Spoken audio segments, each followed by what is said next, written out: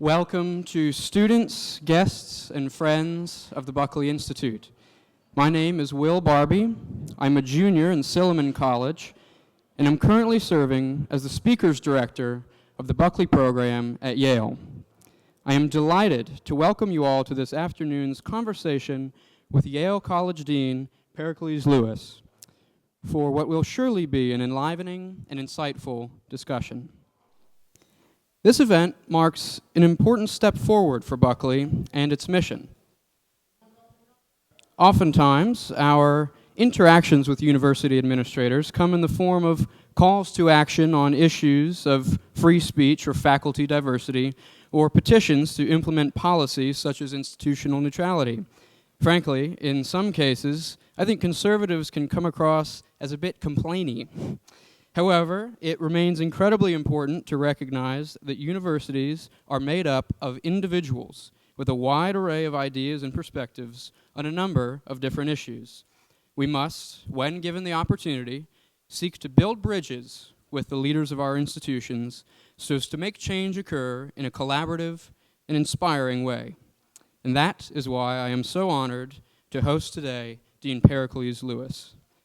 Pericles Lewis is the Douglas Tracy Smith Professor of Comparative Literature at Yale University and the Dean of Yale College. The latter title places him in charge of guiding the curriculum, intellectual life, residential experience, and student affairs of the undergraduates at Yale. His goal is to ensure that Yale offers the world's best undergraduate education, and by my estimation, he is succeeding. He earned his BA in English Literature from McGill University in 1990 and his PhD in Comparative Literature from Stanford in 1997. After a postdoctoral fellowship at UC Berkeley, he joined the Yale faculty in 1998 as Assistant Professor of Comparative Literature and English, rising to the rank of full professor in 2007. In addition to his career in New Haven, Lewis served as the founding president of Yale NUS College, a collaboration between Yale and the National University of Singapore, which developed a thriving model of liberal arts education for Asia and the world. As Dean of Yale College, he has emphasized the importance of thoughtful conversation and the free exchange of ideas in the context of a supportive community.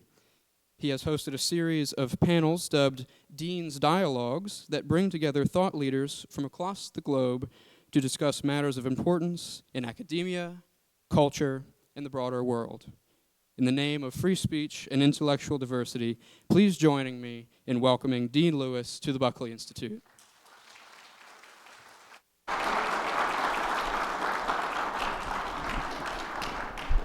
Thank you for the very kind introduction, Will. Just making sure my microphone is ready there. We thank you very much for taking this the time out of your schedule during what I can only imagine has been an incredibly busy week for anybody, let alone a dean of an entire university. But we really do appreciate it. Thanks. I suppose I just would like to jump right in and ask a broad question, and so we can begin this conversation. What today do you think is the state of free speech at Yale? That's a good question. I think I heard that you had published somewhere, the Buckley Institute, or anyway a similar group had published somewhere a commentary on the state of free speech at Yale that mentioned, for what it's worth, that FIRE, formerly the Foundation for Intellectual, I've forgotten what FIRE stands for. Foundation for Individual Rights and Expression. Had improved our ranking by 100 points or something like that out of 500. I mean, we're still somewhere in the middle of the pack, according to FIRE, but we are ahead of the rest of the Ivy League.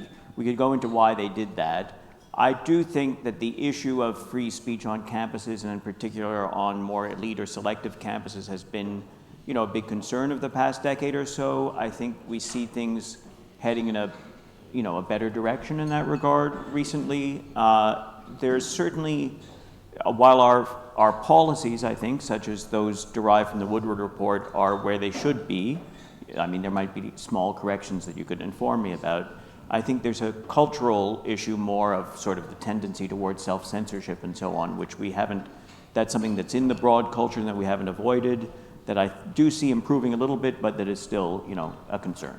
Certainly, and all of those points that you mentioned, I had thought about before coming in here, and I actually was going to mention the fire rankings because I believe in 2022 or 2023 it was, Yale was ranked as being 198th of 203 in terms of a college culture on free speech on campus.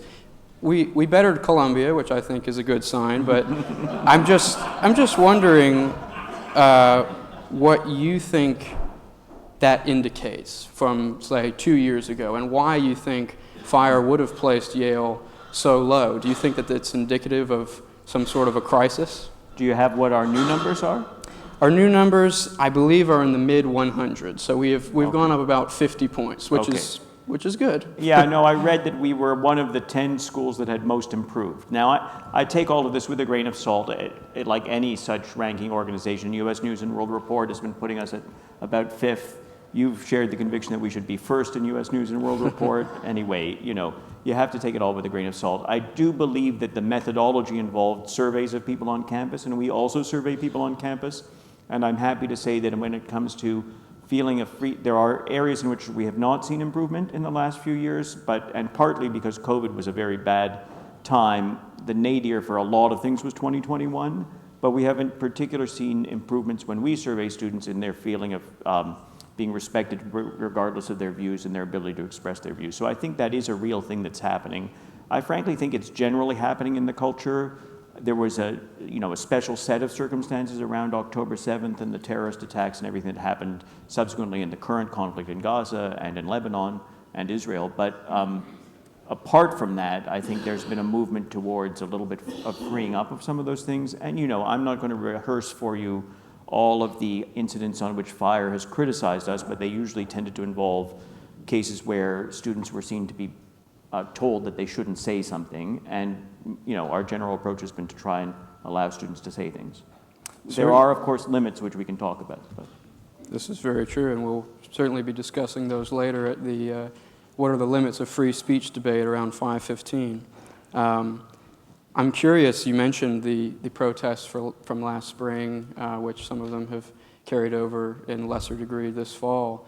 I'm wondering if you think that in a way, could have been a victory for free speech, if you think that, student mobilizations, in a manner that, in some respects was respectful, in perhaps other respects was not, actually made Yale perhaps more aware of the issue, made students more aware of the issue, and if you think that, the consequences of that have been positive for the university as a learning experience. So, you mentioned my time in Singapore, and I would say that when I went to Singapore, which has, curtailed free expression in certain ways, we went with the expectation that there would be a certain level of free expression, particularly on campus, and with respect to the academic freedom of the faculty and the students. Academic freedom applies to students in a rather different way than it does to faculty, but nonetheless a broad area of free expression. Interestingly to me, the criticism tended to come from the left that we weren't allowing enough free expression. Now, fire, I don't want to characterize everybody, but to some extent, the criticism we've seen since I got back from Singapore since 2017 has often been more, I would say, from the right, that, you're only allowing certain views to be said on the campus in New Haven. I think it's sometimes exaggerated, but not totally false. I think as a result of the complexities of last year's politics, a lot of those things got scrambled. And so somebody who on the left might have at one time said, you shouldn't be allowed to, for example, say racially motivated things, might say, but I should be allowed to criticize Israel, for example. Or someone who might have been very supportive of the right of free speech. I mean, there were many people who were very consistent, but there were some people who in the past had been very supportive of free speech and said, except in this case, that I'm talking nationally more than here at Yale. I think at Yale it wound up reasonably well. We were criticized in a congressional report recently for not having given out stiffer penalties to some of the protesters, but I think we made pretty clear that you can protest within reason, that is to say with respect to time, place, and manner of the protest, and the students who were arrested or disciplined were preventing the ongoing activity of the university and disregarding the time, place, and manner restrictions, which were reasonable ones. They weren't like tailored to the view of the protesters. They would have applied whether they were protesting for Trump or for Kamala Harris or for Israel or for Palestine. So, I think we tried to manage it as well as we could. I looked to what happened in May of 1970 when our previous leadership managed a much more difficult situation, but I tried to observe some of what they'd done in de-escalating, and President Salovey and the rest of the leadership, Provost Strobel, Vice President Goff Cruz, who's here, we all, thought very carefully about how to allow free speech, but not allow the heckler's veto, not allow the shutting down of campus or the shutting down of discussion or access. And I think, hopefully we got it more or less right. That's right, and I appreciated your mention of obviously what was going on 50 years ago. This conference is celebrating the 50th anniversary of the Woodward Report, and so I suppose I'm wondering what the parallels you think there were between the sort of climate on campus in the late 60s and early 70s and the climate that we have today, and whether you think the university has responded in a similar way, if you think the university response has been different than it was in the 70s, and that can kind of lead us into a discussion about the Committee on Institutional Voice, which I'm sure is on everybody's mind as well. Well, I've read a lot about what Yale was like in, say, 1968 or 1970, and I've spoken with some of the participants, but I should say that I was born in 1968, so, so I don't have much firsthand experience of that, and I didn't really get to Yale until 98, as you mentioned. So, interestingly, I was born on a Friday the 13th, and Fridays the 13th come around in cycles of every, they're not every 4 years because of leap year and so on, not every 7 years, but because of leap year, they're in cycles of 28 years. So I just turned 56, and so my birthday was again on a Friday the 13th, and it struck me that I've been through 2 of these cycles. I hope I'll make it through a third to 84. And also, there was a feeling on campus and on campuses and in the country in April and May of 2024 that I think must have resembled the feeling in May of 68. I wouldn't say it was nearly as extreme, but because we are not at war in the same way that we were at the time of Vietnam. But nonetheless, that feeling of everybody being on edge, some of the themes in the election, there was just a feeling of some kind of crisis. So my philosophy was our philosophy was to de-escalate wherever possible and encourage reasoned conversation. But one accepts the fact that there are going to be protests, and not everything that's said at a protest is going to be reasonable.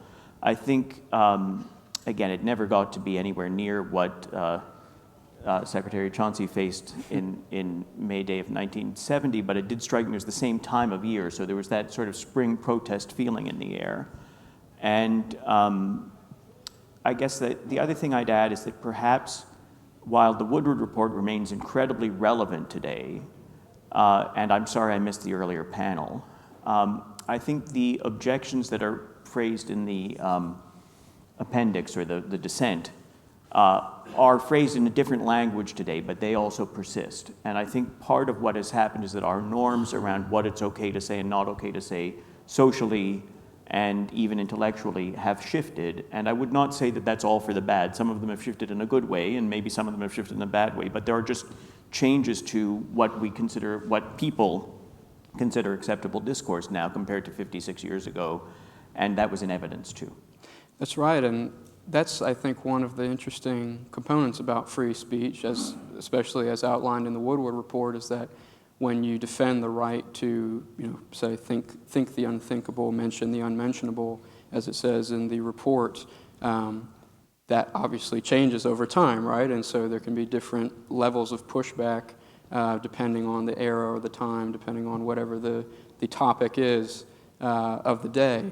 And so I just wonder how you think an institution like Yale is able to remain stagnant in the sense of free speech and remain like a bulwark of free speech, even when they, potentially face such pressure in any given moment to,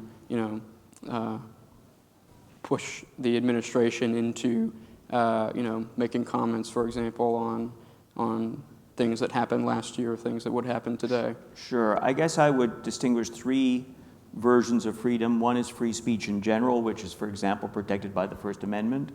One is what is academic freedom, which is a more particular thing that relates to our duty to search for truth, but also brings with it certain responsibilities to your discipline and to the academic enterprise. And then something that's a little bit of both, which I refer to as the free exchange of ideas. I think the purpose of the university is about the free exchange of ideas. Academic freedom enables that. It's a little bit different from the free expression that allows anybody to yell anything on the street. And the restrictions are therefore appropriately somewhat different from the restrictions of the First Amendment. And primary among those, I mean, the intimidation threats and threats of violence are not protected by the First Amendment anyway. But I think discrimination and harassment is a particularly interesting case because things that in a public context might just qualify as protected speech, in a private university context might constitute discrimination or harassment, and where you draw those lines and what is discrimination or harassment. There's no legal category of hate speech, but what people sometimes refer to as hate speech can at times veer into discrimination or harassment, and at those times it's appropriate for the university to act, but there's a complex legal matter about what that entails. Right, exactly. I think Alexis Tocqueville called it a fate worse than death, something like that, in terms of the right to live in a democracy where everybody hates your opinion. And I think on that I'd like to transition into talking about the Committee on Institutional Voice, which has, for those who are unaware, was recently called by President McInnes to create new guidelines for the Yale administration on when they ought to lend a say into some sort of political matter, some sort of matter of global significance, and when it would be appropriate for administration leaders to weigh in on these topics. And the committee came up with a bit of a middle ground, I would say, between institutional neutrality and open weighing in from administrators on topics, and it emphasized judgment of the administrators in what they actually want to engage in. So I'm wondering why you think the committee was called at this time, why you think President McInnes viewed this as a matter of importance, and also why you think the middle ground that they met was accepted, and why you think that's the best path forward for Yale in particular. Yeah, I would say that, so I spoke with the committee and I have read the report, of course. I'm not the one who gets to accept or not accept a report, but I agreed with the general spirit of it. And I think the importance of exercising judgment. It does provide some guidelines about what that judgment entails that I think can be a kind of consensus for us as university leaders and leaders of parts of the university. I'm only the leader of the college. About when we speak and when we don't about political matters. I think it's clear that the university should not be endorsing a candidate for President of the United States or opposing a candidate for the President of the United States.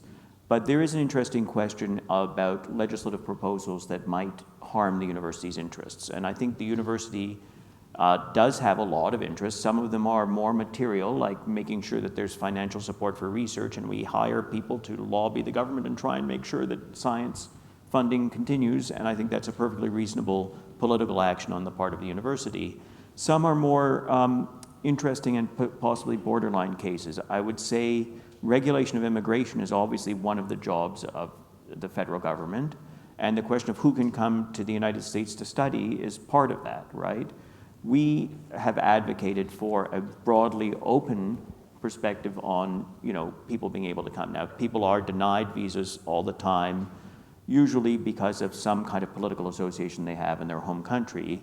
But if the federal government proposes some change to that legislation, I think it's appropriate for the university to have a position on it. That's a little bit different from the question of when should the university make a statement. And there's been a sort of wave in the last decade of people making statements about bad things that happen in the world. The challenge there, of course, is that many, many bad things happen in the world, and you have to decide which ones you're going to comment on. So I think one element of the report was restraint, that we're not going to just write about, every time something bad happens, we're not going to write to the community and say that we feel bad about it. There's a couple of reasons for that. One is the fact that people who don't get that message will feel excluded when something bad happens to their community. But I think there's an expression which is used in a lot of different ways, but the expression performative seems relevant here. There's a risk that when you write such statements, they sound formulaic and inauthentic. And although I don't think they are intended to be formulaic or inauthentic, I've been involved in the writing of such statements, and you're always checking with the lawyers and thinking about what the public relations dimension is and so on. So it can't help but sound a little sanitized. And I think it is wise for the university to refrain from writing sort of PR-style statements about bad things that happen in the world. Right. I think that's certainly the case. But at the same time, I think there potentially could be pushback from both sides of the aisle on this decision. And I'll start first by asking about how you think the pushback from students who could potentially be seen on the left is. Just for some context, I went to one of the committee hearings from the committee, which was open to all basically members of the community, but it was specifically designed for students and faculty to be able to weigh in their opinions in a public setting, a public forum. And I was definitely quite shocked at there was some serious vitriol against Yale potentially adopting a policy that would be close to institutional neutrality, or that would move it in a direction that was closer to being neutral than to weighing in. And so I guess I'm just wondering what you think, how you would respond to that, and saying from students who would feel potentially marginalized, or students who would feel like if the university doesn't comment about something that they don't feel welcome, because that was a statement that was said probably by every single person who asked a question in the committee hearing. Yeah, so I do understand that concern. I think there may be a little bit of a misunderstanding of what's intended by judgment, neutrality, restraint, and so on. So let me just put the positive case for neutrality, even though that's not exactly what we've adopted. But if you look at the Calvin report from Chicago, or you look at other statements about neutrality, what we've adopted has a lot in common with that, while making some distinctions that are related to the objections you just mentioned. The point is that the university as such doesn't take a political position except in those cases I mentioned where legislation might, for example, affect the mission of the university. But the goal of the university is to make possible the expression of a wide range of political opinions. And also, with respect to the free exchange of ideas, it's not really just opinions, it's also reasoned debate about such opinions. So the point is, people have their opinions, and they are also willing to talk about them and look at the evidence and compare the evidence and analyze competing theories. That's what the university is. And the presumption in favor of free expression is all about the mission of the university, which is twofold. And as the Woodward report mentions, I think the primary goal of the university is to pursue truth. But an important strong secondary goal is to do so in the context of a community. And there is some potential tension there that some discussions may cause a fraying of community or a lack of solidarity. And the Woodward report makes it clear that truth comes above community, but I think the actual balancing in real practice is a little bit complicated. So the reason for neutrality is to allow lots of competing perspectives to be. Now, that does not necessarily imply that we don't care about things that affect our students. So I already gave the example of immigration rules. So we have an Office of International Students and Scholars, and when students are being affected in their visas or when something happens in their home country, we reach out to those students and tell them that we care, and we do care. But that's in our pastoral role with respect to the students rather than as a political statement. Similarly, laws affecting LGBT people. We have a center for an LGBTQ center, which helps LGBTQ students, and we clearly give them our support. It doesn't mean that we're going to take a position on every bathroom bill in North Carolina or something like that. There was another example of abortion. I mean, abortion is a very interesting case. The university runs a medical school. The medical school provides abortion. Our health insurance provides abortion. I think it's reasonable for us to tell particularly young women, who we, after all, have a lot of, both enrolled in our staff and on our faculty, that they continue to be able to access abortion despite the Dobbs decision. We're not changing our policy in that regard, and the law doesn't require us to change our policy in that regard. That's different from saying that Dobbs was wrongly decided. I don't think it's the position of the university to say whether Dobbs was rightly decided or not, but it is our position to tell students and staff and faculty what services are available. I chose that one because it's a little bit shocking compared to some of the other ones, but it's a reality. So anyway, the answer is that I think we do need to be able to express to our students our concern, but we shouldn't be doing it through big grand statements that involve weighing in on political matters. Right, and perhaps on the flip side of that is criticisms of this new policy from conservative students or conservatives broadly, which could be that this is a way, perhaps, for the university to be able to take a back seat when it comes to issues of free speech, because adopting a policy of neutrality makes it so that it kind of students are left on their own to continue to cultivate a culture of free speech on campus. So do you think that that's at all a concern, that this new policy of neutrality will make it less likely for the administration to step in on issues of free speech, or make it more likely? Sorry, you mean the fact that it's not technically a neutrality, but it's a judgment and... Right. The fact that it's a document that's basically saying the university does not want to weigh in on certain political issues. That could potentially mean that if we see protests like we saw last year, where there were some examples of as we acknowledge, the culture of free speech perhaps was not as healthy last spring as it could have been. So do you think that the institutional neutrality, not institutional neutrality, but the shift towards a more neutral policy makes it so that those issues are not as prioritized by the university? Well, I think I see what you're getting at. I would have thought that the complaint from advocates of institutional neutrality is that we did not choose the word neutrality, and we chose the word restraint. I was not on the committee, but the committee chose the word restraint, but even put that a little bit in brackets by saying restraint in the sense of judgment rather than always being restrained. So it's a somewhat nuanced document. I think it's appropriately nuanced. And I think if there's a complaint about our failure to use the word institutional neutrality, I think it would have more to do with the fact that we're not really regulating every action of every part of the university to ensure that it pursues a particular approach to neutrality, right? So the president will exercise her judgment, the deans will exercise their judgment,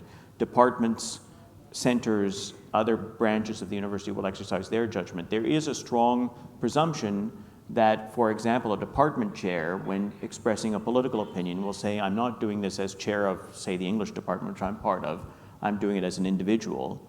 And even if the thing you're talking about is something that you're a scholarly expert on, like, let's say, vaccines, and you're the dean of the School of Public Health, when you're speaking in your scholarly capacity as an advocate of vaccines, that's different from speaking for the School of Public Health or for the university. And there are interesting, challenging cases like that, because there might well be a situation where everyone in the School of Public Health agrees on something, and yet the dean feels somewhat constrained on making it an official policy. You can see that in the case of, say, a department, let's say the history department took a view on the conflict in Ukraine and Russia. Well, would a Russian student then feel, if the history department said that they support Ukraine as a department, would a Russian history student feel that they were at a disadvantage when applying to be a student if they didn't denounce Putin in their application, that kind of thing? So you can see that there's some risk when departments take positions, and I think what the report encourages is that any corporate body within the university should keep in mind the need to have a range of views both inside the department and across the university. Right, and I guess the final point about that committee is, do you think that the committee is a step in a positive direction for free speech on campus, or do you think it isn't really related to free speech at all? No, I think it's definitely a positive step with respect to free speech. I would say to a large extent it is putting into principled philosophical language and legal language. The chairs of the committee were a philosopher and a lawyer, things that we already try to practice. But I do think it supports free speech insofar as it makes it clear that the university is not going to exclude some large group of people from discussion because they have a view that's different from the privately held view of the president or the dean or any other person. So I have my own political views, but I don't make them part of my speeches about the university. I don't sign petitions.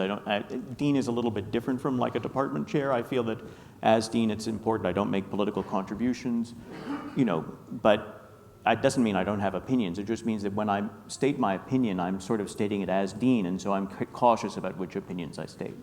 Right.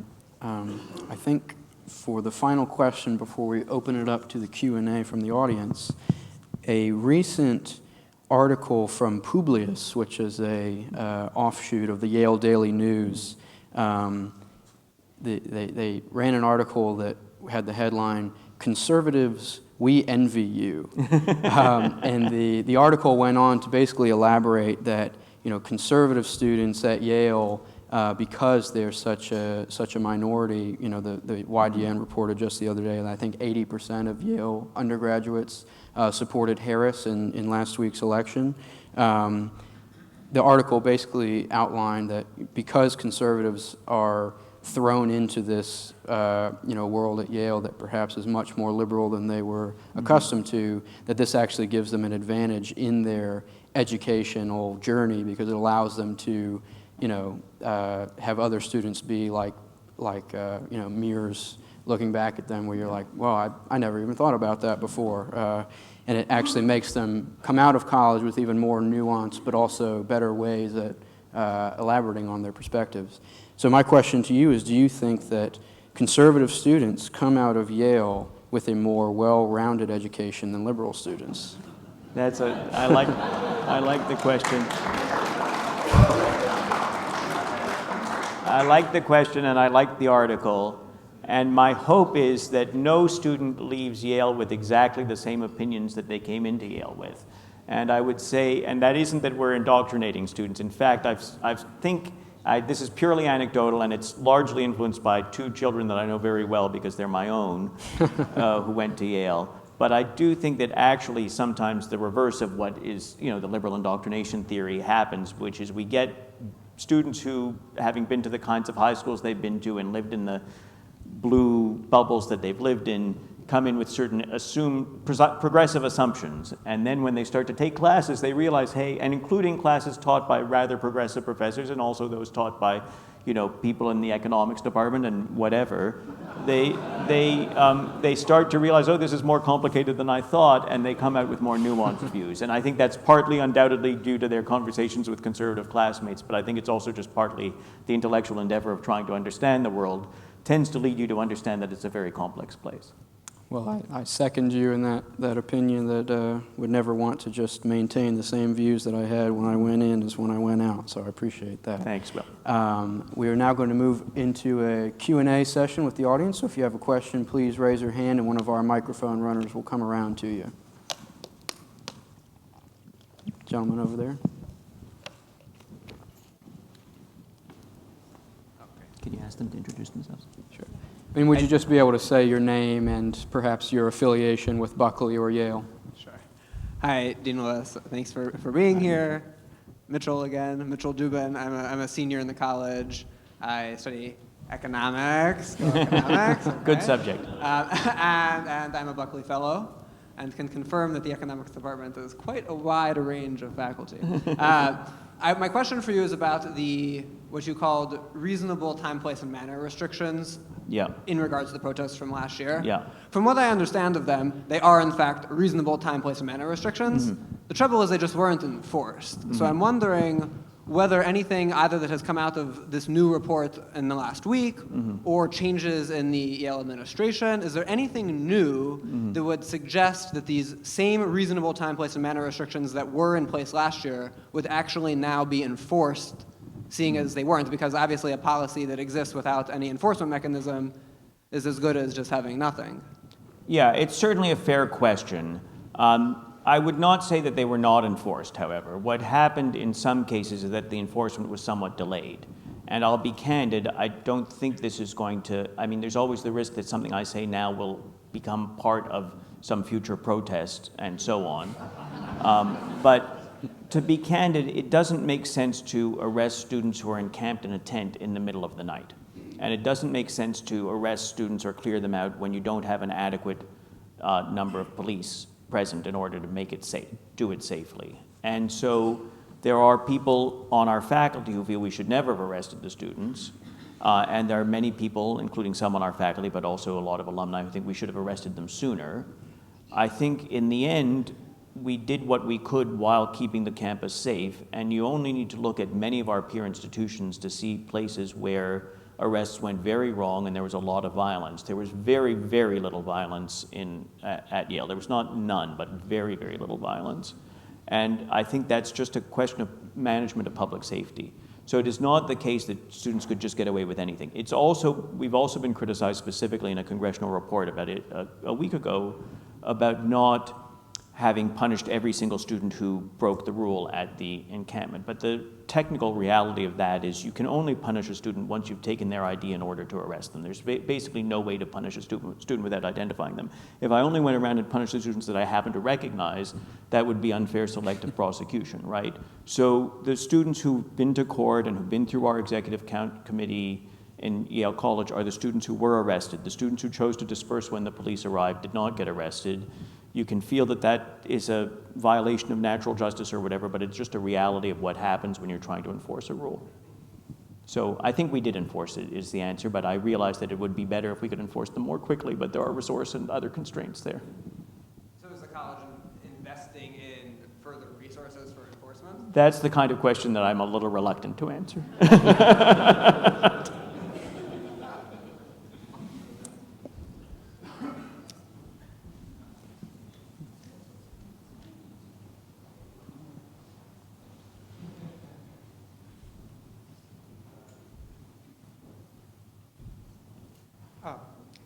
Yes, Yuri Amelchenko, class of 99, Yale College.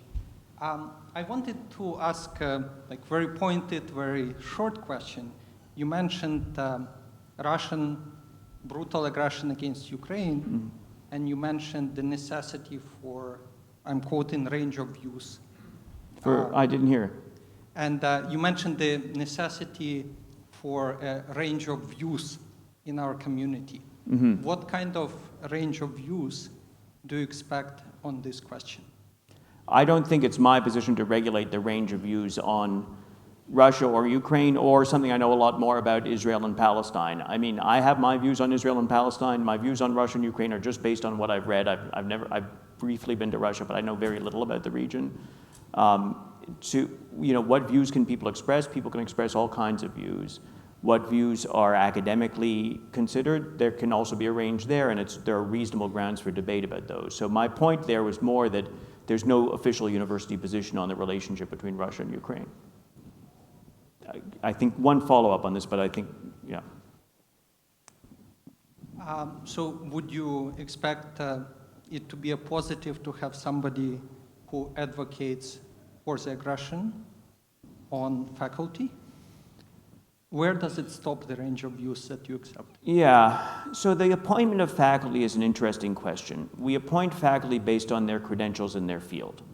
So suppose we have a physicist or an English professor who has views that I or the whole community rejects on any international conflict. I don't want to really get into one example in detail.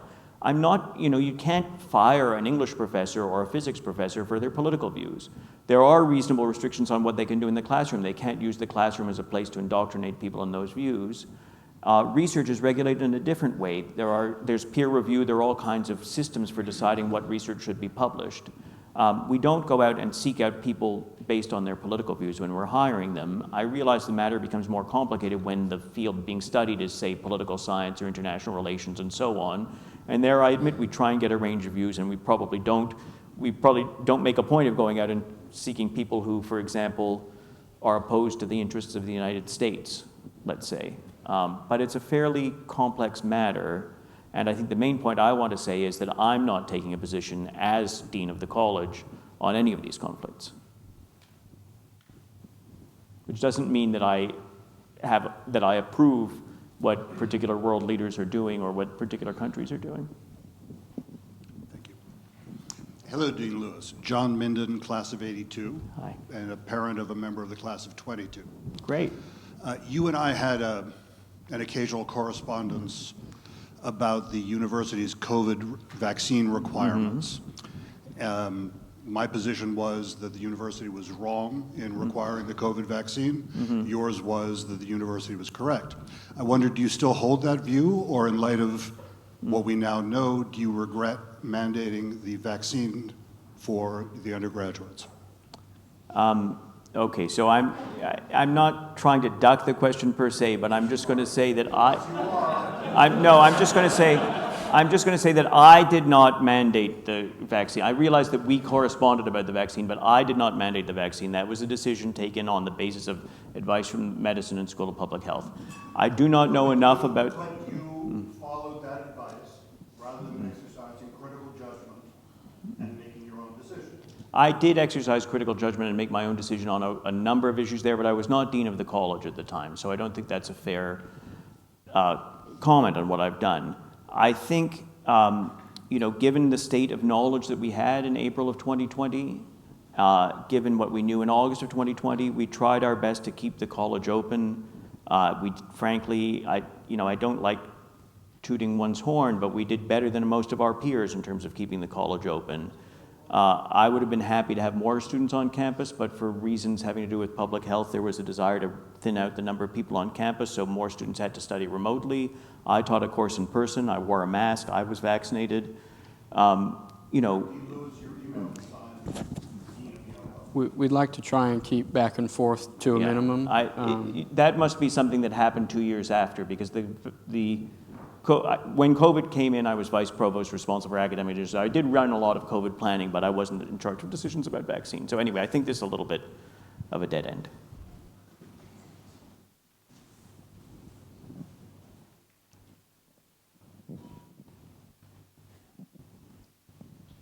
Hello, my name is Shauna Reiswitz, and I'm the mother of a class of 28 student behind me. Hello. And I really, really appreciated your speech at I think it's called the induction. First year I was assembly, like, yeah. oh, he's one of us. I like the freedom, how you encourage students to find students who disagreed with them and talk to them. And my question is, one of the things I've noticed in my own self and amongst young people is the super strong sense of self-censorship, and how those of us with kind of differing viewpoints have to keep quiet. Yeah. And I liked how, other than what you offered during that speech, what else can be done to open up more, getting us back into more civic discourse and learning how to speak with people with whom we disagree? I'm happy to talk about that. And in fact, sitting in front of his Vice President Goff Cruz, who runs a program called Cultivating Conversation, and I have some related programs that I'm running in the college.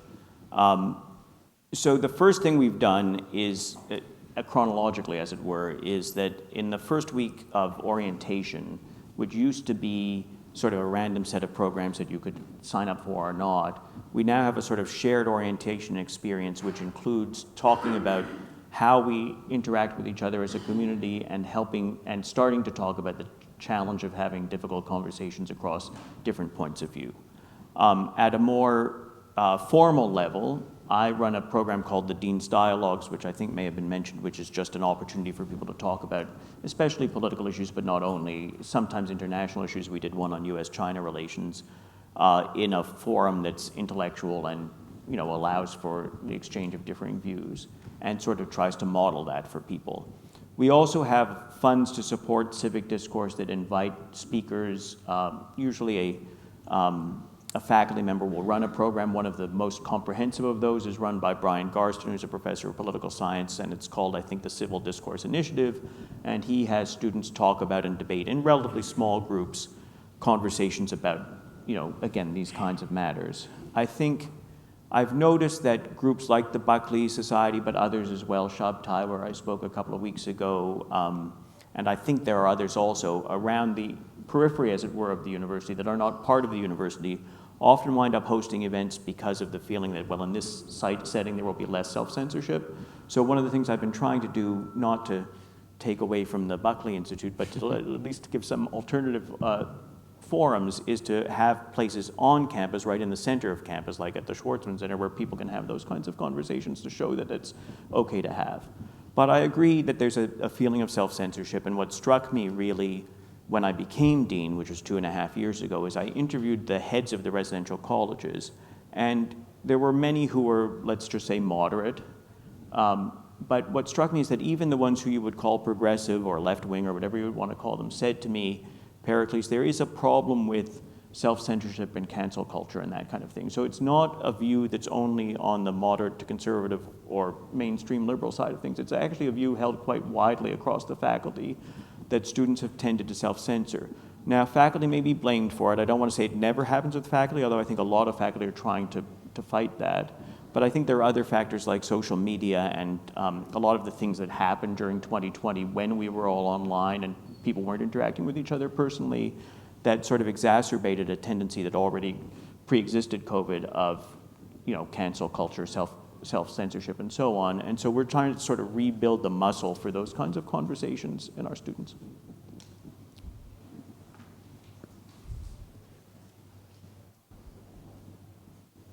Scott Weiler. I'm a Buckley supporter and a Yale College alum. Don't want to say what year. So listening to what you said, I think kind of where the rubber meets the road for me is you say, okay, we want to be neutral, you don't want to take a stand unless, and the unless is, if it interferes with the mission. So let's give an example. I think you gave this example. You want to make sure that the LGBTQ community feels supported, et cetera. But my question is let's say that the minimum standard of what support feels like for that community would be something that maybe the majority of people in this room would find, disturbing, right? Let's just say like gender affirming care at the extreme, right? For underage, for minors. Right. If you as a university don't support that, then you're not supporting the community. Yeah. How do we thread that needle? Because I think, like whatever this Overton window kind of thing has gone so far, especially on campuses, that what you might consider support or what I might consider support would be totally different from what the inner core of that community would consider support. Yeah, that's a very reasonable point, and I think that's connected to the purpose of the study of institutional voice. The purpose of the study of institutional voice is to remind us that just because some member of the community feels that they want us to take a political position is not a reason to take a political position. We do have to answer that member of the community. Are we going to provide whatever service you're looking for? What's the policy going to be on the bathrooms on Yale campus, and whether they're gender specific or whatever?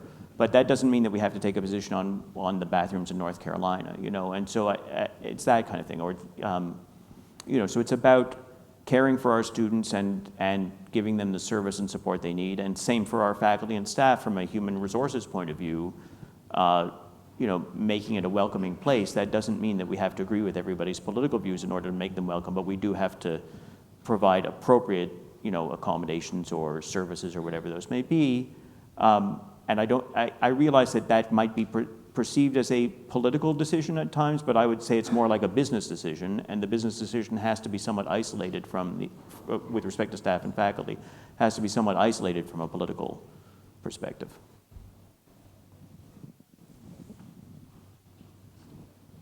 Hi, my name is Nora. I'm a sophomore in Yale College, and I'm helping cover this event for the Yale Daily News. My question is about instances last year where the administration did choose to seek disciplinary action against protesters. We learned about many of these last week when the House report came out. I'm thinking specifically of an incident where a protester read, I think, a poem that sort of called for, something along the lines of called for the death of those who support the war in Gaza. And we learned last week that the administration in that case did choose to seek disciplinary action against that protester. So I was wondering if you could speak more to how the administration last spring drew the line between what constituted free speech and then what constituted discrimination and harassment, because obviously on both sides would argue that perhaps the administration didn't do enough, or perhaps the administration did too much. And so I was wondering if you could talk about the mindset there. Sure. So first, I can't comment on individual cases, and I'm also not that familiar with the particular case you're talking about. In general, Most of the I think all of the undergraduates who were arrested after failing to disperse, and I think my impression was that all of them chose to be arrested in the sense that they were given multiple warnings and decided not to leave. And they were doing that as an act of civil disobedience, which comes with, certain price. They have gone through, almost all of them have gone through the Connecticut legal system, and most of them have received a particular punishment there. And then after that's done, unless they ask to do it before their court dates, after that's done, they go through the executive committee of Yale College. Now, under subpoena, we provided that information to Congress, and you can read about it. I think the punishments that were, meted out were in keeping with how we've punished people in the past for similar transgressions, and I think therefore appropriate. I think to the broader question of when would speech not be acceptable, I think obviously there's the case of threats. If something is actually a threat that I'm going to hurt you, that's a different category. Now, the presidents of universities got in trouble in front of Congress last year for trying to make distinctions. I'm not going to make every distinction in the world, but discrimination and harassment is another example. The thing to understand about harassment, discrimination is something you can mostly only do if you have power over somebody. So most students will not be doing that. But harassment is persistent and objectively unreasonable treatment of another person, and it has to be targeted at somebody. So in other words, you can't harass like the whole world. You have to actually be harassing somebody. And we get plenty of complaints of harassment and discrimination, and we act on them. And sometimes there's punishment involved. Sometimes it's more of a mediation kind of thing. And I think you never get everything 100% right, as we know. But I think we've tried to draw the line in an appropriate place and discourage that kind of behavior that is discriminatory, harassing, or threatening, while allowing the free expression of political opinions. I think we have time for one final question.